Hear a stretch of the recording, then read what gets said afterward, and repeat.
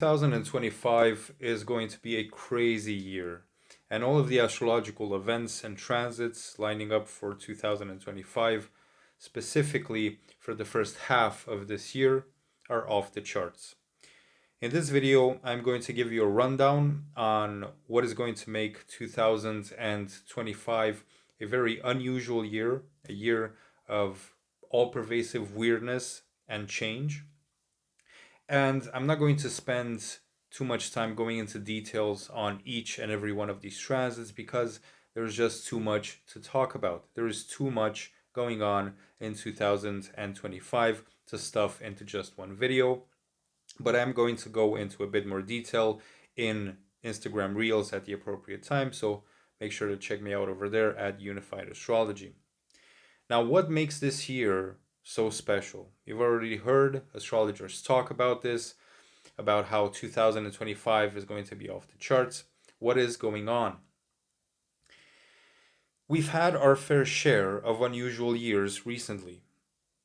I believe that 2025 is going to be nothing like that in one very important way. While in other important and unusual crazy years that we've had recently, such as 2020, 2022, the craziness emanated from one particular epicenter. There was one driver of change in the events that we were witnessing. In 2020, that was the disease. In 2022, those were the conflicts and the fallout of that. 2025, I believe, is going to be a year of all pervasive change, of all pervasive weirdness, where the crazy is going to emanate from everywhere, which will make 2025 a particularly trickier to navigate, a year full of opportunities, but also one where looking ahead, it will be very difficult to figure out which direction we're actually heading in.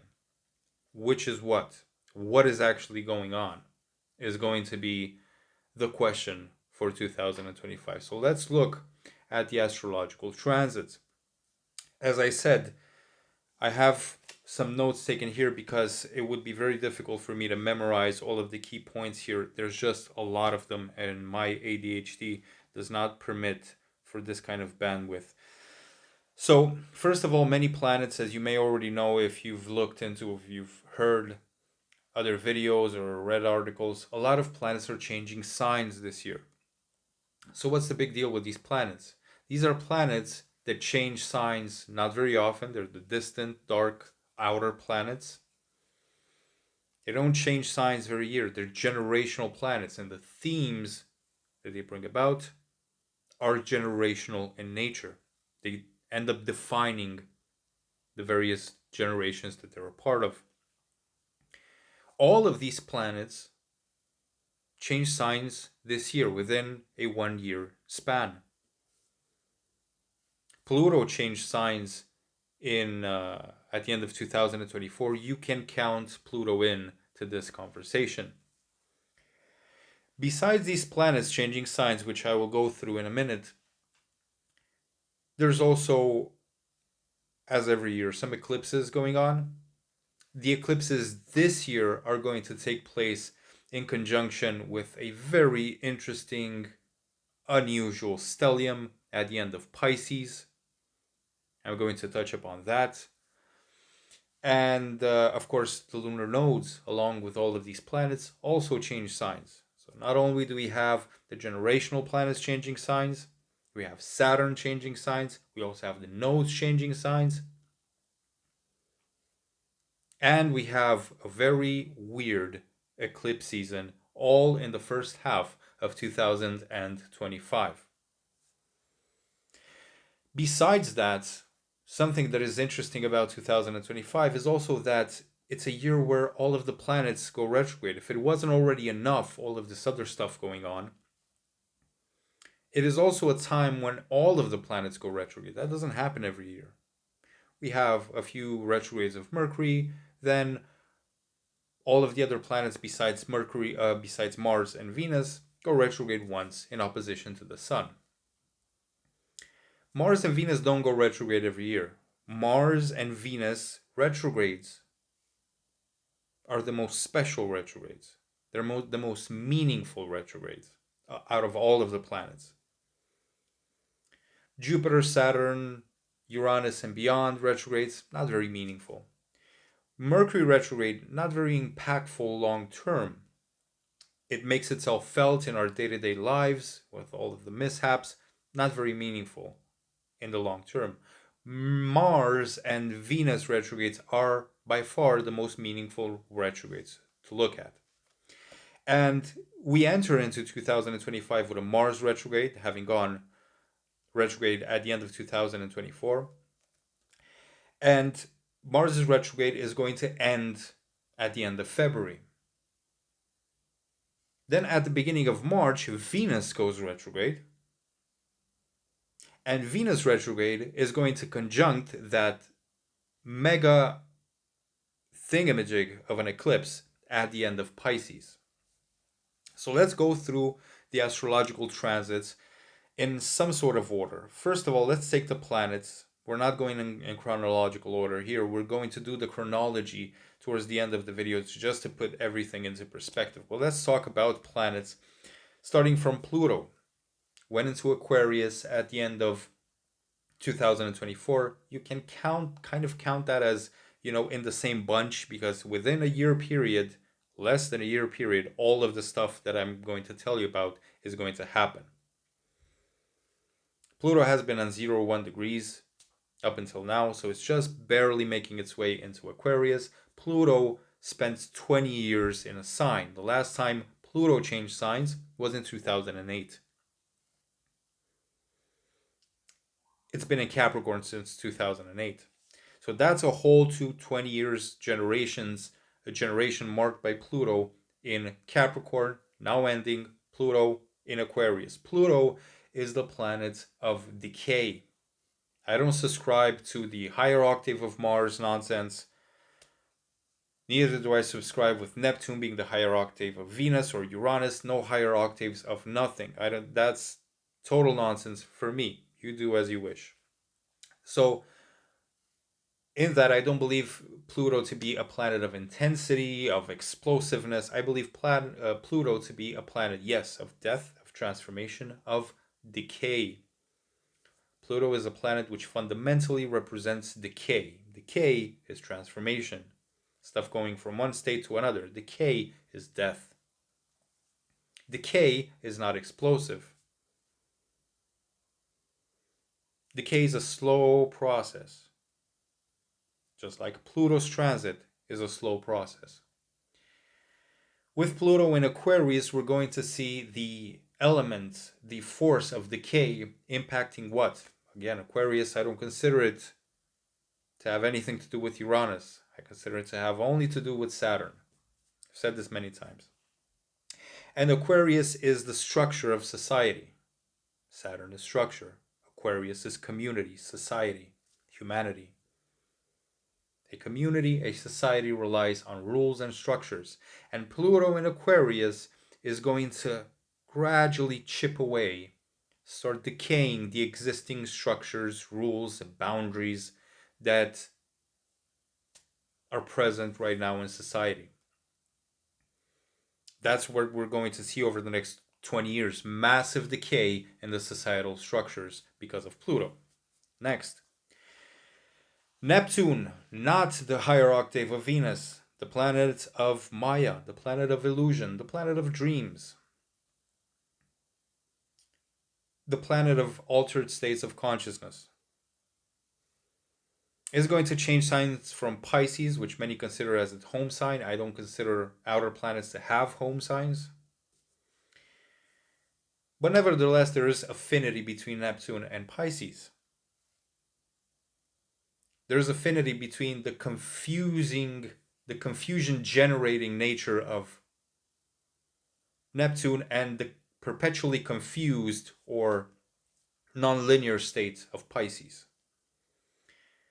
So you could say that Neptune in Pisces was kind of at home until now. Now it's going into Aries, into a Mars sign. also crossing the equinox point, which is the beginning of Aries. So Neptune did a whole 360 of the zodiac. It's back from square one now. That is massive. The illusions, the disillusions, the manipulations, the veil that is upon our eyes is going to become more proactive. It's going to become more aggressive. It's going to be implemented more aggressively. More actions are going to be taken to confuse, to deceive, to mislead. We're going to see that very much start to happen in full force at the beginning of 2025. We're going to get a really good taste of what that means. At the same time, so Neptune goes into Aries late March. Uranus in early July goes into Gemini. Goes into Gemini after being in Taurus since 2018. I made a video in 2017 talking about Uranus in Taurus, how it's going to disrupt economy, food chains, supply chains, goods. You know, think back all of the economic sanctions, all of the fallout of the disease in 2020. Think about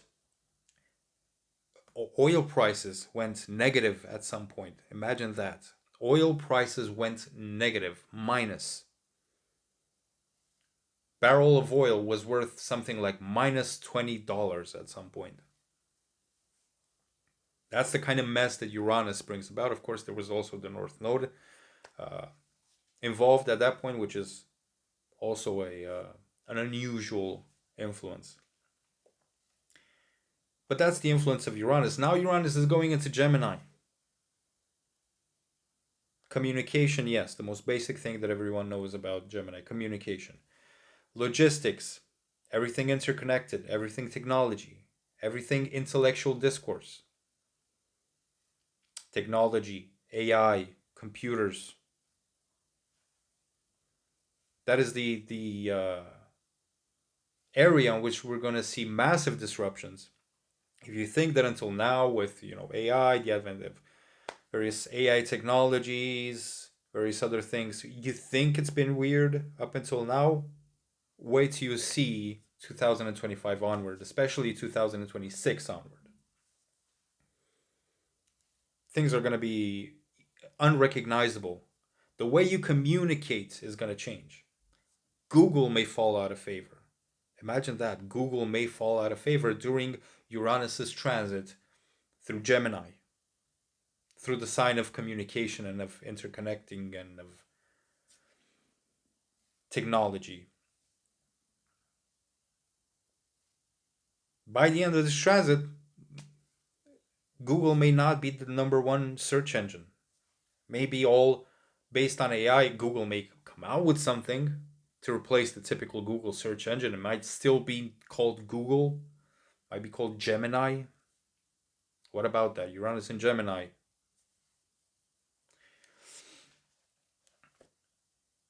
But things are going to change. Social media is going to change. All of that is going to see some very unusual changes. And not only changes in how we interact and how we communicate, but also in the fundamental nature of the technology.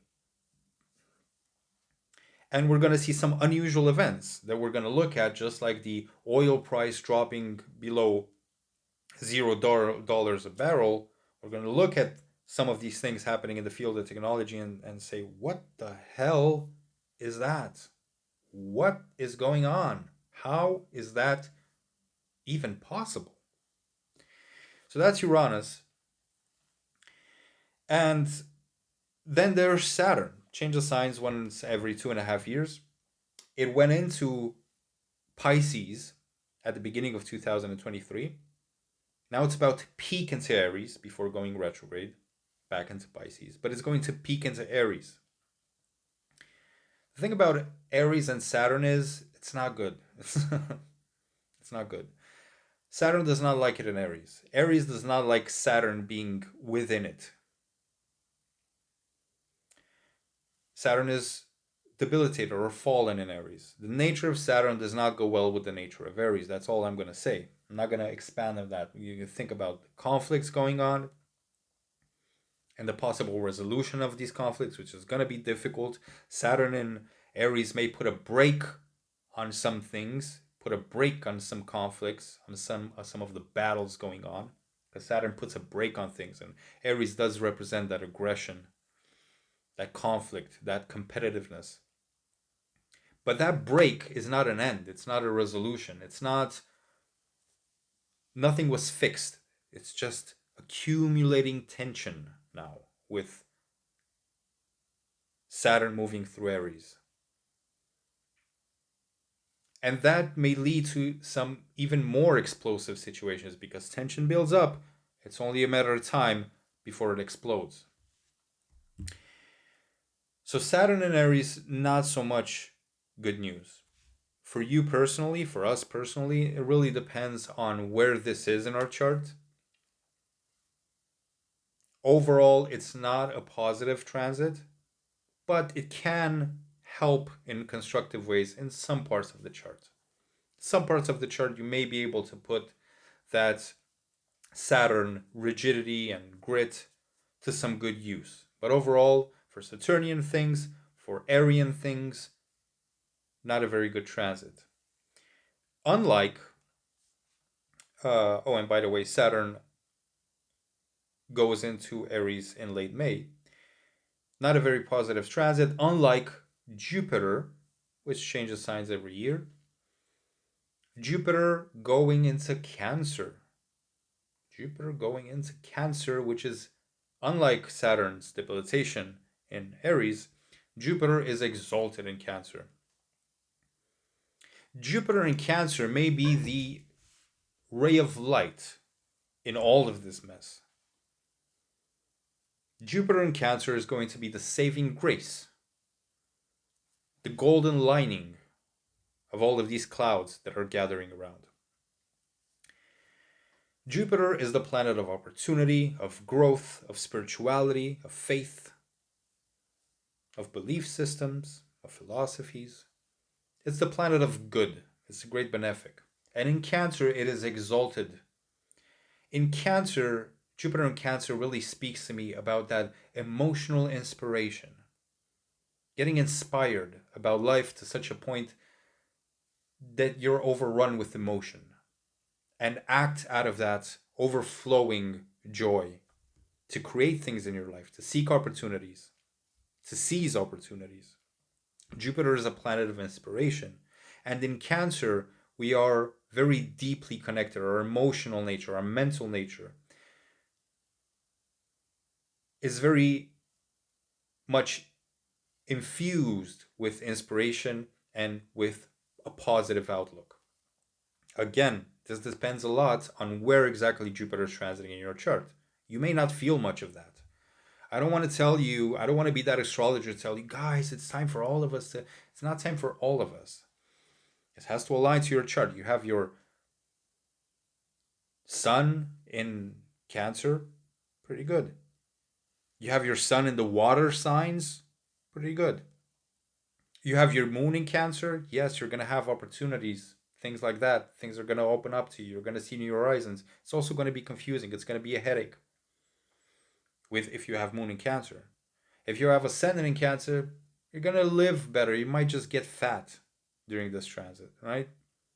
You may have better conditions of life. It really depends on your chart. So don't take this as, oh, because despite all of this, it's going to be great because Jupiter is going into Cancer. Jupiter is that golden lining. Jupiter alone is not as powerful as all of these other transits going on. So what you would want to do is see where these opportunities and these blessings may come into your life and try to tap into them consciously. Because there is a lot going on and they may get drowned out, right? Now let's talk a little bit about these eclipses after all of this positive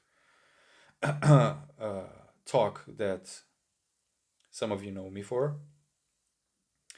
let's talk about these eclipses. Mars, we enter 2025 with Mars retrograde. Mars retrograding over its debilitation. We already spoke about Saturn's debilitation.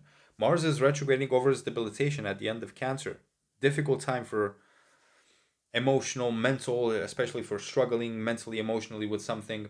Could be a good time to trigger at some things in order to heal them, to bring them to the surface. But at the same time, it's going to be tricky for our objectives. As soon as Mars retrograde ends, Venus goes retrograde. Venus retrograde is one of those things which Mars retrograde and Venus retrograde are both significant. But Venus retrograde is much more personal because it has to do with our relationships, it has to do with our comfort in our everyday life, wealth, resources, and mainly relationships, how we get along with others, not just in intimate, romantic relationships, just relationships across the board. Venus retrograde can really turn things upside down with regards to that and bring about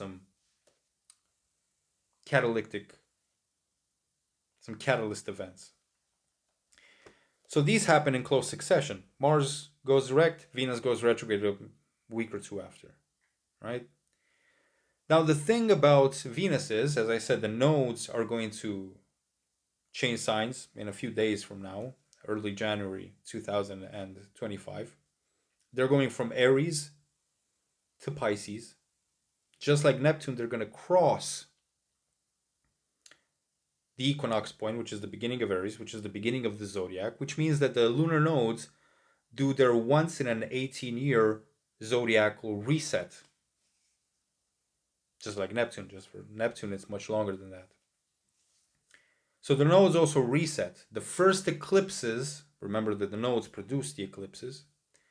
The first eclipse season after this reset is going to be very meaningful. And that happens in March, mid-March to end March. Mid-March, you have full lunar eclipse. End March, you have partial solar eclipse. This is going to be a very meaningful eclipse season. I cannot stress enough how much you should be aware of what's going on inside you, around you, what are the intentions that you set, what is the direction that you're setting yourself on at the beginning of this year, leading up to the eclipse and around the eclipses in March. I cannot stress this enough how important this is. These are not just the first eclipses after the nodal zodiacal reset. They also come in conjunction with Venus retrograde at the end of Pisces. Venus there is also in exaltation, by the way. So this can be massive for relationships. This can be massive for wealth building. But on the spot, in the moment, it's going to be confusing and messy. Venus retrograde, Mercury retrograde, Neptune, Saturn, all conjunct the solar eclipse, partial solar eclipse, yes, but still a solar eclipse at the end of March. This is a massive eclipse season. After this eclipse season, the weeks and months after the season, we're going to start to see the weirdness really start to pour in. It's not going to take long, right? And that's where you need to know who you are, where you're going, have your intentions set, have your trajectory set, because this eclipse is going to be like one of those catapults that just helps you shoot in that direction. Make sure you're keeping yourself in check. Make sure you don't let intrusive thoughts or intentions or beliefs mess with that. This is more important than possibly any of the eclipses that we've ever had a chance to speak about. So, guys, this is what's going on in 2025. We have Neptune, Pluto just changed signs. Neptune changes signs, does a zodiac reset. Uranus changes signs. Saturn changes signs. Jupiter changes signs. Mars is retrograde. Venus is retrograde, conjuncts the eclipses. The eclipses are the first eclipses after the nodes do a reset in January 2025. The first eclipses happen with a massive stellium involving Venus retrograde, Mercury retrograde, Saturn, which is about to change signs, Neptune, which is about to change signs, and the nodes, which just did a reset. If all of that sounds confusing to fit into one mental frame, is because it is, and that is 2025 in a nutshell. I've said it many times before, especially starting 2020, we're not in Kansas anymore and we're not going back to Kansas ever.